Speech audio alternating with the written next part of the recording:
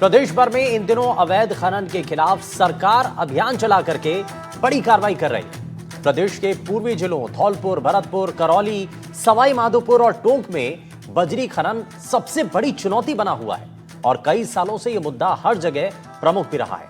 और इसी मामले को लेकर देखिए हमारी खास रिपोर्ट।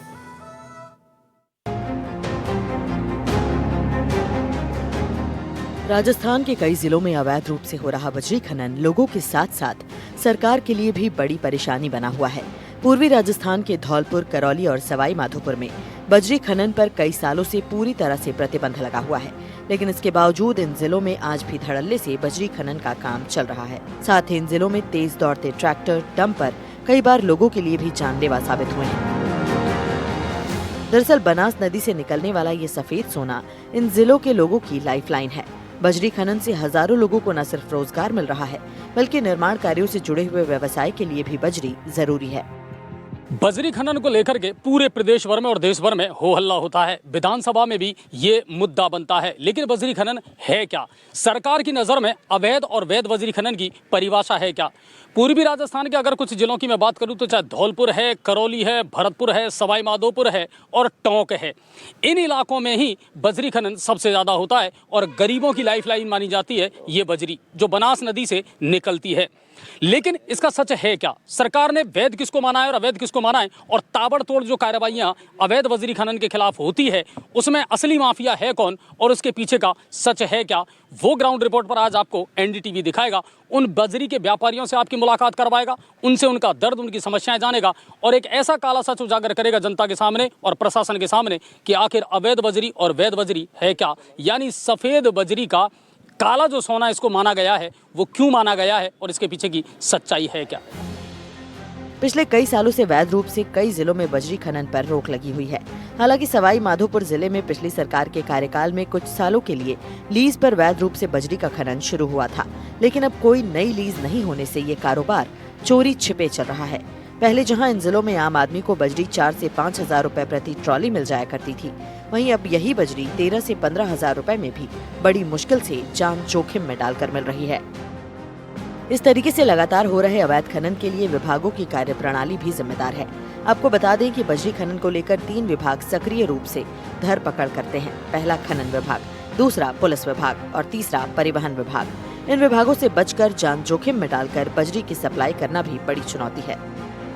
बजरी खनन से जुड़े व्यापारी ललित गुर्जर ने बताया कि सवाई माधोपुर जिले में बजरी खनन पूरी तरह बंद है और इस वक्त बजरी टोंक के देवली से लीज पर रसीद कटवा कर ही ट्रोले में भरकर लाई जा रही है।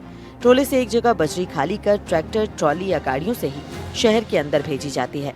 व्यापारियों का आरोप है कि सब कुछ जायज और वैध रूप से करने के बाद भी पुलिस, खनन विभाग इन ट्रॉलियों को पकड़कर थाने में बंद कर देते हैं और फिर चलता है वसूली का खेल।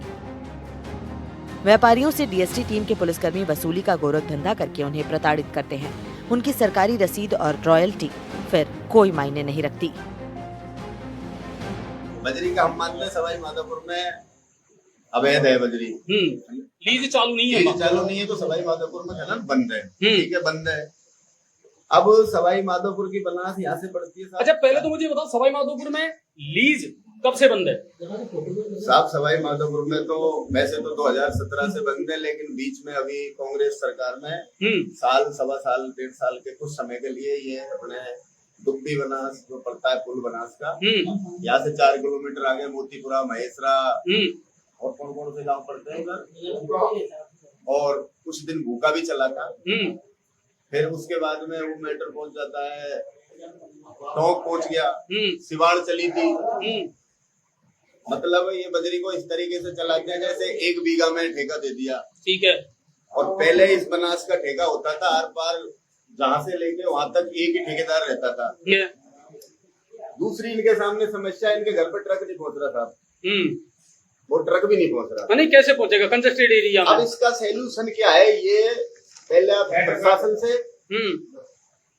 और इस राजस्थान के जितने भी बड़े नेता है, जो बुद्धिजीवी लोग, तुमको लोगों ने वोट देके और जहाँ बैठा रखा है संसद में, विधानसभा में, जहाँ तुम बैठे हो वहाँ गरीब की बात करते हो तुम, और यहाँ मिलकर के गरीब की जेब कटवा रहे हो। इन चीजों के बिल्कुल मैं खिलाफ हूँ और मैं ये चाहता हूँ कि कल जो मेरा ट्रैक्टर बंद किया है वो एक द्वेषता की भावना से और मेरा मान सम्मान गिराने के लिए। व्यापारियों का आरोप है कि बजरी का एक ट्रक माल भरने से लेकर खाली होने तक हर नाके पर पुलिस को बंधी देता है। साधारण ड्रेस में पुलिसकर्मी डरा धमकाकर कभी भी ट्रैक्टर उठाकर ले जाते हैं और थाने में बंद कर देते हैं। व्यापारियों ने साफ कहा कि डीएसटी में काम करने वाले कुछ सिपाही ही क्षेत्र में वसूली करके व्यापारियों से लूट कर रहे हैं। अवैध खनन का डर दिखाकर, यातायात के नियमों में उलझाकर असली अवैध वसूली तो पुलिस विभाग और परिवहन विभाग के साथ मिलकर खनन विभाग कर रहा है और इनकी सरपरस्ती में माफिया पनप रहे हैं। व्यापारियों का कहना है कि अवैध खनन के खिलाफ कार्रवाई करने से उन्हें कोई आपत्ति नहीं, लेकिन जो व्यापारी सालों से वैध रूप से रसीद कटवाकर रॉयल्टी जमा करके माल बेच रहे हैं, आखिर उन्हें भी वसूली के नाम पर प्रताड़ित क्यों किया जा रहा है। हमारे दिमाग में आज तक ये समझ में आई नहीं कि वेद तो क्या होगा और अवैध क्या होगा। अगर अवैध ये है कि बजरी डायरेक्ट आ रही है, अवैध है, तो ये रोयल्टी से लेके आ रहे हैं, ये वेद क्यों नहीं हो रही फिर? अगर स्थानीय प्रशासन से मैं एक कहना चाहता हूँ कि स्थानीय प्रशासन अगर अवैध को आप पकड़ रहे हो तो इस शहर के अंदर अवैध थोड़ी होगा। अवैध तो बनारस से आएगा, रास्ते में होके आएगा तो अवैध होगा ना। शहर के अंदर तो जो घुस गया शहर के अंदर अवैध थोड़ी होगा। और दूसरी बात के इंटरनल इलाकों में पहुंचाओगे कैसे? बाहर से अगर माल आ रहा है तो रास्ते में अगर आ रहा है, शहर के बाहर खड़े होकर नाका लगाइए ना, आप माल को रोकने के लिए नाका लगाइए अवैध के लिए। अब शहर के अंदर से रोल्टी से माल आ रहा है, उसको शहर के अंदर से ही पकड़ के कह देते अवैध है। और उसका हम सबूत दे रहे हैं, उसका हम सबूत दे रहे हैं, रवन्ना दे रहे हैं, रोल्टी दे रहे हैं, सब चीज दे रहे हैं, उसके बाद भी अवैध। तो हमारे समझ में नहीं आ रहा कि ये वेद कैसे करें इसको। हमें सरकार को इस मुद्दे को हल करना चाहिए। लटका के रख रखा है, इतने दिन हो गए, आम पब्लिक परेशान है, पैसे देने को तैयार है लेकिन बजरी उपलब्ध नहीं है, और है तो ये प्रशासन सख्ती करता है। ये हाँ बेबगजेगी 1.5 लाख का चालान और परेशान कर रखा है। अभी मेरे गाड़ी खड़ी, आप मौके पे जाके देख लो, रॉयल्टी की गाड़ी हुई है, टॉक से आई हुई है, ठीक है, और वो दशहरा मैदान में माल जाना है, ठीक है, वहाँ 22 पहिया गाड़ी है, वो जाती नहीं है। आप देख लो, जा सकती है कब? ना सवाल ही नहीं। अब मौके पे है, अभी चल रहे और अब उसका माल अंदर जाना है। अब उसको माल को अंदर जाने नहीं देते। अब वो ट्रैक्टरों से तो जाएगा, कोई साधन से तो जाएगा अंदर उस, और जिसके छत डलनी है वो भी है, और अब उसके मशीन लगी हुई है, वो टकरा रहा है, मेरे माल पहुंचा, मेरे वो पैसे मांग रहे, नहीं जा रहे तो वापिस पैसा दो, नहीं तो बजरी लाओ। और आपकी मजबूरी ये है कि पहुंचाए तो कैसे पहुंचाए? पहुंचाए तो कैसे पहुंचाए? ट्रैक्टर से ले जाऊं तो बंद कर दे। मतलब पैसा दे करके माल आ भी गया, और उस माल को हम बेच भी नहीं सकते। अब पैसा दिया, रॉयल्टी का आया, 1 नंबर माल आया है। व्यापारियों का कहना है कि रसीद दिखाने के बाद और शिकायत करने के बाद भी उच्च अधिकारियों की तरफ से कोई कार्रवाई नहीं की जा रही है और सालों तक हमारे ट्रैक्टर थाने में खड़े रहकर बर्बाद हो जाते हैं। आखिर कब तक ये दोहरी मार बजरी व्यापारियों और आम इंसानों पर पड़ती रहेगी? अवैध खनन को रोकने के नाम पर सरकार द्वारा चलाए जा रहे अभियान में अवैध खनन रोकने की बजाय पुलिस अपने नंबर बढ़ाने के लिए वैध रूप से व्यापार कर रहे व्यापारियों को भी परेशान कर रही है, और आम आदमी को जो बजरी सस्ती मिलनी चाहिए वो महंगे दामों में मिल रही है। जब सुप्रीम कोर्ट ने आदेश दे दिए और एनजीटी ने भी अनापत्ति प्रमाण पत्र जारी कर दिया है, तो सवाई माधोपुर जिले में आखिर लीज पर बजरी खनन क्यों नहीं शुरू किया जा रहा? अगर ऐसा ही चलता रहा तो बजरी व्यापारी आने वाले समय में ठोस कदम उठाने को मजबूर होंगे। डीएसटी इनको परेशान करती है, रवन्ना कटवा करके, रसीद कटवा करके, और वैध रूप से जब ये यहाँ ला करके इस बजरी को इकट्ठा करते हैं तो बाजार में या मार्केट में बड़े बड़े ट्रॉले का पहुँच पाना संभव नहीं है। ऐसे में ये लोग यहाँ से ट्रॉली में भर करके या ऊँट गाड़ियों में भर के और फिर इसको पहुँचाते हैं लोगों के पास तक। तो क्या यहाँ से बजरी भर करके और अगर गलियों में पहुँचाना, बाड़ों में पहुँचाना अवैध खनन हो गया?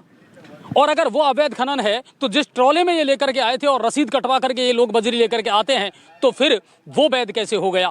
आज तक यही परिभाषा समझ में नहीं आ रही, अवैध बजरी खनन है क्या और वैध बजरी खनन है क्या। दूसरी बात, डीएसटी भी इनसे पैसा लूटती है, इसके अलावा खनन विभाग भी इनसे पैसा लूटता है, और इसके अलावा परिवहन विभाग जो है वो भी इनकी रसीद काटने में पीछे नहीं हटता, जबकि ये वैध रूप से बजरी लेकर के आते हैं।